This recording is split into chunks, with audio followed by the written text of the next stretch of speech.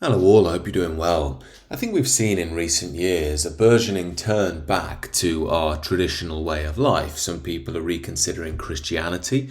That doesn't necessarily mean they've turned religious. It means they're looking at the world for a new frame, in a new way. We could say the new atheist era is over. Two recent examples of this are Sargon of Akkad, also known as Carl Benjamin, once more affiliated with the new atheists himself, and Joe Rogan, a guy who was quite famously anti-Christian. Carl was on an interesting podcast with Justin Brearley. He's a famous English Christian podcaster. And Joe Rogan is apparently attending church regularly now. Now, as I say, I don't think this is a sign they're card-carrying members of the modern church. I think what they're looking for is something that millions of people in the Western world are yearning for at the moment. And I think it's because so many of us, especially if we're outside of the liberal mainframe, are seeing the corrosion of modernity. Things seem increasingly meaningless. We seem like we're without a rudder, without a backbone.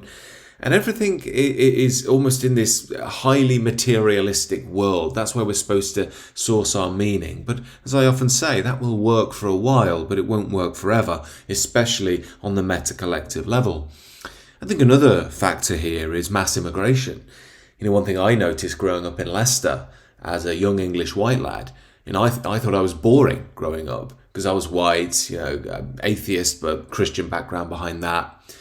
And, the lads knew when I was growing up, well, he's Indian, he's a Hindu, he's a Muslim, he's Jamaican, he's got this Pentecostal thing going on. It felt like people had things which made them who they were. They had an identity. And I remember, even at college, there was a joke that would go around that, white people are like white bread. You see this a lot in America, just plain. And in a sense, I would argue that's because our tradition has been taken away from us. We've lost our identity, and we've discussed that many times on the channel. It's seen as almost the slippery slope to Hitler if you have an identity as a European. Of course, that's a complete lie, liberal propaganda, but that's a topic for another time. So it seems to me that people are yearning for this sense of meaning, both for themselves as individuals, but collectively, as a culture, for the West. And you may or may not agree that harks back to Christianity, but many people are going to explore that as a potential foundation. And I think there's something else in here which is really worth mentioning too, which is heritage. I think so many of us have lost a sense of heritage, and we can seek that in the nation to an extent, but the nation evolves and changes, whereas tradition, if you like, in an ideal world, marries with the nation and creates a much more powerful thing when the two are united. For me, that's what Europe is. It's also what I believe Hilaire Belloc, the famous French writer, meant when he said Europe is the faith and the faith is Europe. He was talking about the Catholic Church. It's a highly controversial statement, as you might expect, but for me, he's bang on the money. He's speaking about what the foundation of Europe is, how it's intertwined with tradition and in the church. And it's not simply just the church is Europe or the church is what you are. It's how our tradition has worked through that institution and how it's been flavoured, if you like, with the European identity. And again, I think this is a very powerful thing in an age of sort of decay of identity and pure materialism. I think men especially yearn this deeper sense of meaning. Again, I discussed this on the new channel. What they really crave is the Father, the symbolic wise Father. That will be God the Father in the Christian tradition. That gives boundaries, structure, guidance, but it also gives love. Love in the Christian tradition, properly understood, isn't soppy, doppy Hollywood, oh my God, Stacey. It's really about challenge. If you turn to the spiritual journey, you'll be challenged quickly and you'll realize where your sin is, where you're falling in life. Doesn't mean God hates you. It means he wants you to come home and evolve into what you are. And that's normally met by challenges we have to evolve. It's harder, I think, for women to adopt this because in a way, they're the primary demographic that gets propagandized by the liberal mainstream. If you can remove the women from the men, take them out of childbirth, then essentially you've got control of the system. That's what's happened to women. They've swapped the family for the corporation. Again, a topic for another time, but I do think more women slowly are waking up to this as well as they realize the West isn't safe anymore. Their corporate dreams, don't tend to end in the utopia they've been promised and so on, but that might take a few more decades to run through. Another thing I think is really key here, I think Carl Benjamin has spoken about this. I'll link the chat he had with Justin Brearley down below. But he makes a very good point about the arguments of new atheism are very oversimplified. And this is what I grew up with as well. I thought it was a smarty pants at 23. There's no God on a cloud. How stupid are you?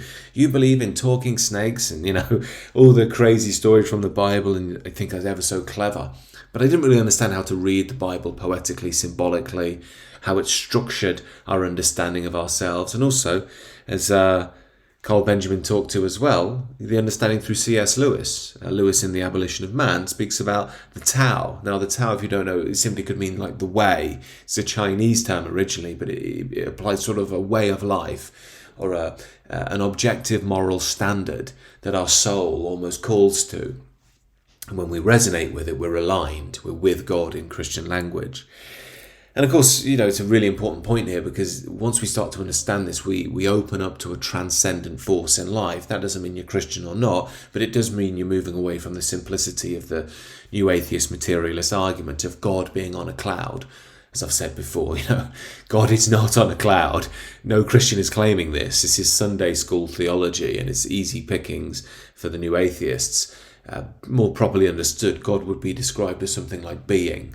So to say to a really believing Christian, especially a mystic one, there is no God, it's like saying there is no life. It's absurd, And even the phrase, I know it can be a bit Jordan Peterson, this, what exactly do you mean? But if we say something like, do you believe in God, is a loaded question, because believe implies there's something out there, that you're going to have to put this sort of blind faith in. It's not exactly what it is. Again, properly understood, we have our being in God. So God is being itself. God is life itself. Anyway, I'm going off on a tangent a bit here, but what I'm trying to do is express how the new atheist materialist lens through which liberal modernity functions has sort of led many of us down a wild goose chase, which really leads to nothing. And the proper understanding of tradition, although the Christian symbology we can get lost in the church gets very egoic, at its roots is very, very powerful, and I don't think new atheism has ever really challenged it. Another thing, of course, is wokeism.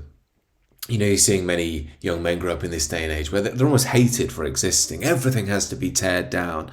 And I think now we're on the other side of that. Many people are trying to seek sanity and foundations, and they're correctly finding it in the tradition, which again, if you acknowledge the Tao, it is a form of sanity.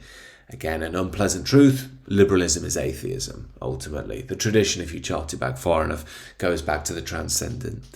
That's like the fire, if you like, that gives birth to the civilization. You'll find that in every civilization throughout human history. Now, again, it doesn't mean that we necessarily have to start believing the Christian story literally, if that's not your bag, but it does mean we have to open up to the symbolic, the transcendent. If we lose that, we lose our vitality, and you get what's happened in the modern West. We start to decay. We have no live blood running through our veins anymore. Everything becomes about the now. It's Richard Tice the other day. I won't be around, so what does it matter if there are no more Britons in Britain? To him, it doesn't matter, because he's a materialist. It's irrelevant. He's dead. The transcendent view is not that. The transcendent view is there is something beyond yourself, and we are part of a great chain, and we have a duty to serve that chain in love and wisdom, not in hatred, as the liberal world would say, but again, that's propaganda. But I think there are two really key things going on here. Number one, I think we're seeing the Christian understanding evolve. There are many traditionalists who've said for a long time that there is going to be an Eastern flavour in the future of Christianity, and I think that's true. I came from the Eastern traditions into more Western Christianity, although I am very sympathetic to mystic Christianity and Orthodox Christianity. But why I'm saying this is Western Christianity has been very institutionalized, and this is why it's so easy, such low-hanging fruit. It just seems such crazy stories in scientific modernity. But when you take in some of the more Eastern understanding, which is at the heart of Christianity, would be letting go of the small self, the Richard who sees the world through his narrow frame, and open up, if you like, to a more, you could call it a God-centric being state. That's love in Christian language. You do start to understand, okay, we're bigger than just this individual. We're part of a bigger narrative, a bigger story. And again, that provides the backbone for the culture. This is what C.S. Lewis, of course, was talking about in the Tao as well. That's the moral framework, the mode of being that doesn't just structure us as individuals, but the whole collective society, the culture, Christendom, especially European Christendom. Again, this is where we come to the big problem of the modern church, and why many people like me are edge more towards the older traditions, because the modern church has been very wokeified, very liberalised. It's taken on the messaging of the liberal worldview, but because it's lost touch with the transcendent itself, it thinks that by being humanistic in its outlook, taking on basically modern liberal ideology, that's the message of Christ. It's not. It's a facsimile of what Christ was saying. The true Christ is transcendent. It's beyond politics. But because we've detached from that, we can see the church has fallen into the world. Now it's just full of worldly ideas. And this is a big, big challenge for the church. It has to speak to the young men who are desperately calling for it in their millions. But the church can't, or at least lots of it can't. Because it's now controlled by, lesbian female bishops, and you go there and it's some woke gay guy reading out The Guardian. This is why young men, I think the BBC did a piece on it recently, of course they were concerned, but it's why young men are turning to things like trad Catholicism and orthodoxy, because this is where you're actually getting the real tradition, where you have the real Tao in C.S. Lewis language, the real transcendent force, and also you have real expressions of masculinity and femininity, which aren't demeaned and seen as toxic and hierarchical and patriarchal and evil and all the stuff you hear in the liberal modernity in the modern churches. Instead, you're hearing these are expressions of God's love, and there is a way that the masculine and feminine unionize with each other through the same frame as something like the yin and yang. And you'll get that in the older traditions. Again, sometimes you have to dig quite deep, and a lot of the old school guys haven't quite woken up to what the young people are seeking, but it is there, and it's growing big time. But again, I think there's another problem outside of that as well, and this is not just for the church, but also for those people approaching their tradition, because it is their tradition, it's their heritage.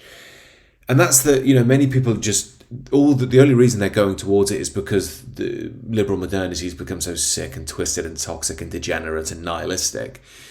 And then it becomes almost like a political thing. And this is another problem, because while, yes, we can find traditional values that can buttress some very important political points, we have to understand that the tradition is more than politics. Both left and right can exist within the tradition.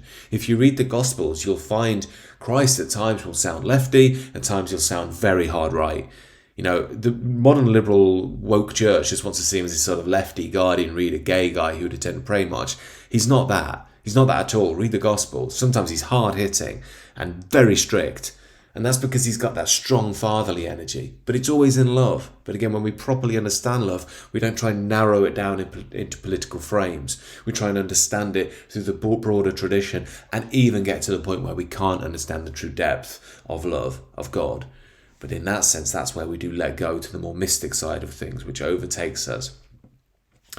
But the point I'm getting at here is, and this is something that Carl spoke about in his interview, he said he was going to a church, and I really sympathise with him here. He turns up, they're playing Coldplay. It's this terrible, when I say Coldplay, modern pop, and they swap words like, oh my God, baby, you're my life, with Jesus. Oh my God, Jesus, you're my life. It's really terrible. I find it humiliating for the church when I go there. So, I don't tend to go to these sorts of modern churches myself.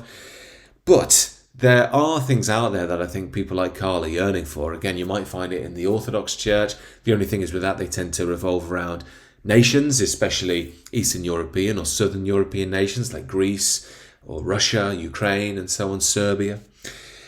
The Catholics, of course, go back to Rome, and, well, I think there's a big battle going on with the Catholic Church at the moment. Francis famously moved it very leftwards and worldly, but some people want the more trad side of the church.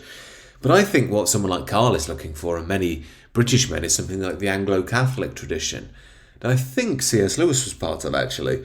It is part of the Anglican Communion, but they hark back to more a Catholic understanding of things. So it's, if you like, a blend between Anglicanism and Catholicism, and I'm sure an Anglo-Catholic would pick me up on that, but do your own research into it. The point I'm making is they will hold to tradition, and if you can find a conservative church of that nature, it may have what some specifically British guys are looking for, maybe even Americans too. But the point I'm getting at here is we really are, in my eyes, opening up to a new era. And I've said many times, I can sense, and I'm sure you can too, that we're almost going through a bit of a death process in the West. We've ran our race, but we're still here, and we're yearning for something of old. And it's not the poverty of old, it's not the brutality of old, it's something like the tradition of old. Who we are, what we are. And I think there are ethnic elements to that. I think there are traditional elements to that, political elements to that. But more powerful than any of those is the spiritual element of all of that, because that's what gives power to all of them anyway. And this is what I sense the new era being.